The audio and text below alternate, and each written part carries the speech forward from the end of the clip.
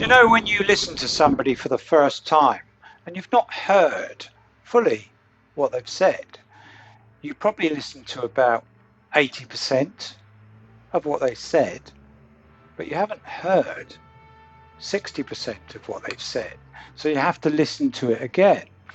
Now, Mark Williams Thomas, I went away and then I come back a day later and I realised what you said about the phone records. Now, forgive me, sometimes I'm not always clear in what I'm saying, and people have to listen to me 2 or 3 times, especially in the longer videos that I present. But Mark, now you're fairly well respected, you're a private detective, and you were in the police force quite high up. High ranking. So you had access to the phone records in the Jay Slater case. By what extent is this access? And why didn't we know about it? Why didn't the police release that they might have had access, or did they have access? This is another strange going on in the Jay Slater case. Welcome to Al Don's Reviews and True Crime.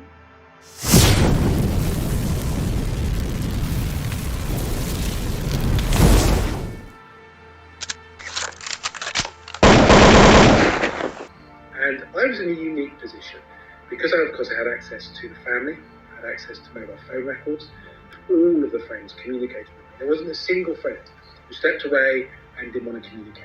And they all had their own story to tell, and obviously they all had concerns, some of them, because of what they were up to and their involvement. But they all participated, they all engaged with me. Even to the point of the 2 males who went back with Jay to their apartment. And one of them was in real contact with me. I was talking to him, he was providing me a lot of information. The only person I didn't get to speak to was the other male. I've got to be very careful. What I don't want to do is upset the family, any more trauma that they've already had.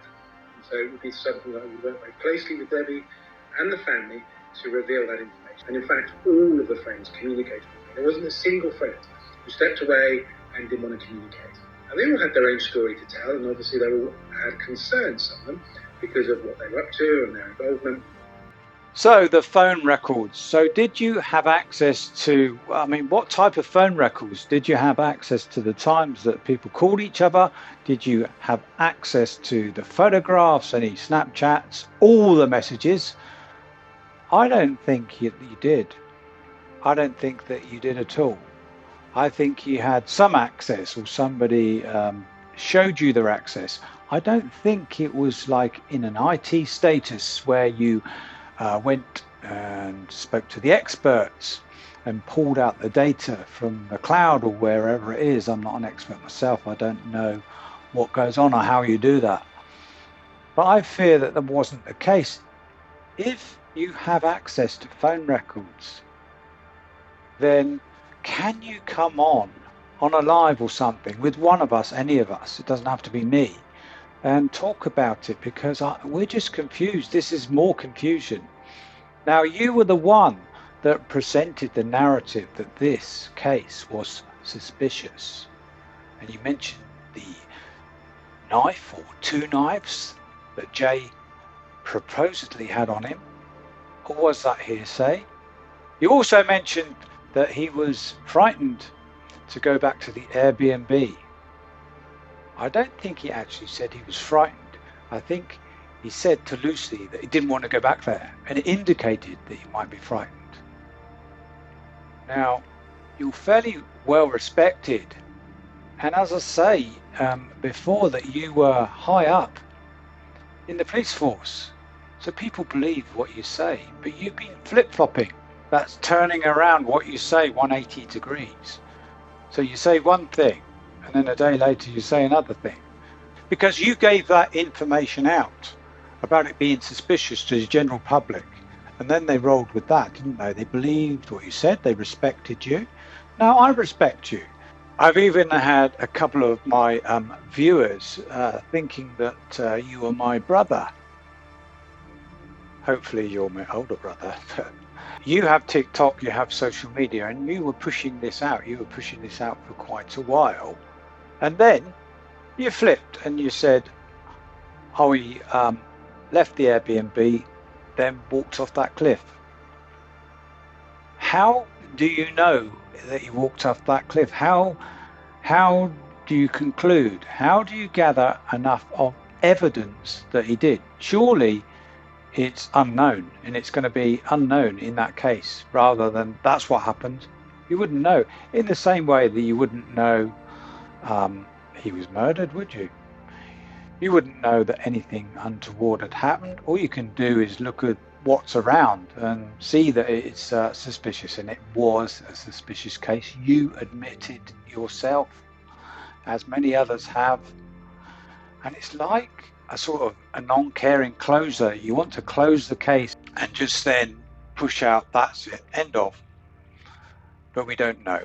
And we might not ever know, but we might do if somebody comes forward, somebody with a conscience, or, as I was pushing out about the phones, you can still check the phone data, but you've come up and said you've had access to that and not said anything about it. In your statement, you were promoting yourself, saying something about another case.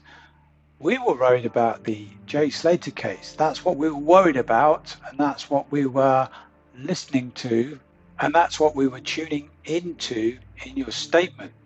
You put the statement out there for us to listen to, so we wanted to hear about that. We didn't want to hear about your other cases, or I didn't even know what you were going on about, or you were going, I don't know, it sort of seemed like some sort of bravado. You were going to try and track down this really big criminal or something. Very confusing. The other thing that you said, that you were withholding information. So, and this was related to not upsetting the family. So you didn't want to upset the family. So would that information be about Jay? So I'm thinking to myself, what would upset the family? So if he was tortured, perhaps that would upset the family. And we know that that video, the torture video, wasn't so, and it was a fake. So he couldn't have been tortured. What would be embarrassing for the family? And I've tried to think about this, and I've come up with a conclusion. And perhaps you can come on and answer the question of what it was that was embarrassing to the family. So all I can think of, as with something else that you said, that the others were involved in things that you didn't want to talk about, you wanted to brush under the carpet. So did Jay commit a crime or a misdemeanor? Is that it? And I'm thinking, what would they commit? What would he commit? Would it be something to do with the drugs? Was there something going on? Because you did mention it. You did mention that the others were involved in things, but you didn't elaborate. So I take it they were involved in something illegal. So you don't want to yet tell the family, and the time has got to be right. Just confusing. If you'd like to explain what you mean, I don't know. I just feel that the self-promotion, along with what you're saying with the cases, is to get people to listen more. And I can understand that. Marketing is great. Marketing is great on your channels, and you're probably doing a great job in what you're doing on the other cases. I don't know. I haven't looked into those. But it's just, crazy, wishy-washy of what it's almost like you're tantalizing. You're coming out with something, would they call it clickbaiting? It's just unbelievable, absolutely unbelievable from a man of your standing to just come up with that and then go on about something else. And I don't know, put people down in social media, and you're a social media person yourself. Why would you put others down? And the information that you were gathering is from other people. You interviewed them, it was from other people. And you mentioned that you're in talks with one of the men that Jay went away with. I presume it was Ahab. But you didn't interview or talk to Rocky. We've all, shall I say, spoken to him or could have spoken to him on social media. He's been speaking to hundreds of people on social media with Ahab. And you didn't speak to him. So poo-pooing people and saying, people on social media are conspiracists, making up things and talking about conspiracy theories, etc. At least we talk to the person that could have been involved in Jay Slater going missing or anything untoward. Well, not untoward, but you didn't speak to him. You couldn't talk to him. Seems crazy. It seems like you're blinkered. So you're looking at what you're looking at and you're interviewing people, but you're not looking at the wide picture, a whole wide picture. Now this is social media. It opens up all sorts of doors, all sorts of people, connections, people that don't normally talk. They're quite happy to talk on social media. They don't want to talk in person.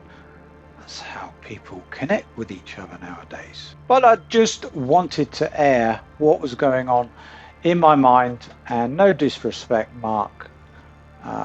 Please come and talk to people. Don't be so much in a them and us type situation. We're all in it together. As I say, we all work together. All the viewers, all the people that find out things, they're mini investigators themselves. They could go and get their investigator license as you have. Some of them are really clever, especially the content creators. We all work together. Thank you for mentioning my channel, Streamline Entertainment. That's Marvin. Brilliant channel. Go and sub to Marvin at Streamline Entertainment. I'll put a link into my description. And please also subscribe to some of the others. You get a really a slightly different view, sometimes of the same thing, but you get a different viewpoint, and some very, very intelligent content creators out there. I'm also looking into other cases as well. I'm finding out some really mind-blowing things on some of the other missing people. As I say, I want to raise awareness for missing people. But thank you for liking and subscribing. You can support the channel in any sort of way, and please be careful out there and don't have any nasty dreams.